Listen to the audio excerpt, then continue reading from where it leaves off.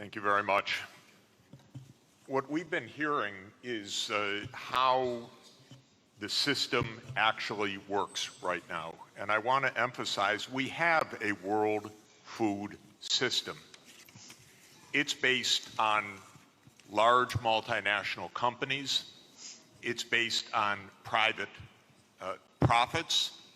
It's based on a very, very low measure of international transfers to help poor people, sometimes none at all. It's based on extreme irresponsibility of powerful countries with regard to the environment. And it's based on a radical denial of rights of poor people, as we just heard. It's interesting, we heard from the Minister of DRC, what's wrong with your country? Well, we don't even start by saying the King of Belgium created a slave colony for 30 years. The government of Belgium ran the slave colony for another 40 years. The CIA assassinated your first popular leader, Mr. Lumumba, and then installed another dictatorship for the next 30 years. And then Glencore and others now suck out your cobalt without giving you tax income. We don't reflect on that. We say, what's wrong with you? Why don't you govern properly? And so we have a system, but we need a different system.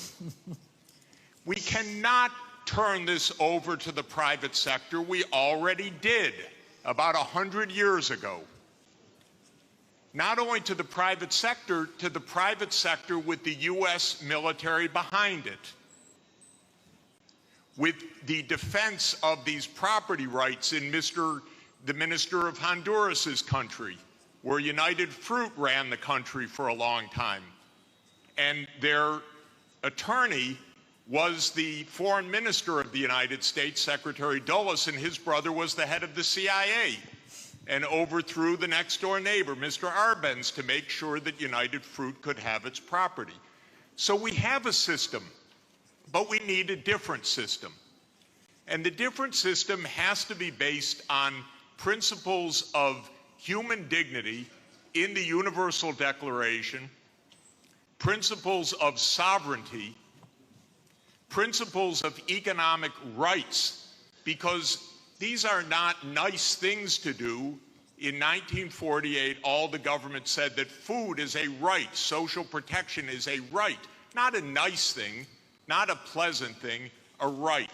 That was 73 years ago. The SDGs are nothing more than our generation's attempt to honor the Universal Declaration of Human Rights. I come from a country that not only doesn't care about the world's poor, it doesn't even care about its own poor. 1 in 7 Americans is hungry right now. And they don't care. I mean, the poor people care, but one political party, all it cares about is cutting taxes for the rich and filibustering any solution. So we're in a world that's really tough. The private sector's not going to solve this problem. I'm sorry to say to all of the private sector leaders, behave, pay your taxes, follow the rules. That's what you should do.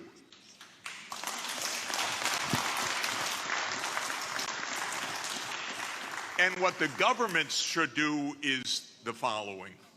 They won't, but they should. First, the G20 should become the G21 by inviting systemically the chairperson of the African Union and the African Union to be the 21st country. The European Union is a member of the G20 as the EU. If you add the AU as the 21st for the G21, you add 1.4 billion people to representation at that crucial event. That will change decisively the discussion, because 1.4 billion people are not at the table for finance right now, and they need to be. So my first recommendation is the G21. I love the G20. Add one seat, 1.4 billion people with the AU represented. Second, we need an order of magnitude change of development finance. The rich countries just borrowed $17 trillion for COVID. The poor countries, nothing. Because the rich countries can borrow at zero, and the poor countries pay 5 or 10% coupon rates or have no access at all. So the world exposed its grotesque inequality this past year and a half. Rich countries didn't say, we tighten our belts, why don't you? My country spent $7 trillion of emergency funding, not one penny for anybody else, by the way. $7 trillion, it didn't even cross the imagination of the US Congress to include a few crumbs for the rest of the world. But the poor countries cannot borrow. That's what we should have heard from the World Bank. I didn't hear that from the World Bank. I didn't hear real numbers. Real numbers are in trillions right now because the world economy is 100 trillion a year. But we don't talk about real numbers. But my job, all I know in this world is long division. Divide by 100 trillion and then see whether you're talking about something real or not. So that's the second thing. We need massively to increase the lending and borrowing capacity of poor countries at near zero interest rates like the rich countries have. Then they could get something done. By the way, for COVID vaccines, what we really need is for the United States to sit down with China, with Russia, with the European Union and the UK one day around the table and allocate these vaccines rather than hoarding them. That's all it would take. And then we're going to have national pathways. This is a wonderful idea, but they're going to need financing. And so everything that I've been saying, I know the numbers. That's all I do for 40 years is add up what's missing. You want electricity? It has to be purchased. You want digital access? It has to be purchased. You want safe water irrigation? It has to be purchased. This is what I do for a living, is add up these numbers and then find out that then somebody makes up something and names 1/100th of what's really needed. It's not even hard. By the way, the IMF has done wonderful studies in the last 2 years showing that we have a financing gap of about $400 to $500 billion a year for the basics for the SDGs.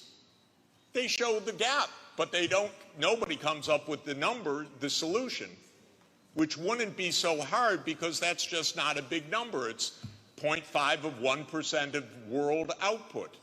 So if we really care, we wouldn't have the G7 saying, we love education, therefore we're going to give $3 billion for education. That's what they said at the summit. But what UNESCO has shown is that you need at least $30 billion a year, minimum. But nobody looks at numbers. They just make up nice check the box. So we need the real numbers of finance to back the national pathways. The final thing is we need the UN as the core and central institution of this world, period. Because this is the only way we're going to have a civilized world, is a strong UN. And it cannot be that the whole UN budget is less than my neighborhood's budget in New York. The UN core budget this year is $3 billion. New York City's budget is $100 billion. And then we say, why don't things work well? Because the rich are hoarding everything. Final point, rather than our 3 billionaires going in space, well, they could go into space and stay there and leave their money behind. That would be one idea. But another idea is we have 2,775 billionaires on the current list. Their combined net worth, 2,700, is $13.1 trillion. Now, I have it on good authority, you don't need more than $1 billion to be comfortable.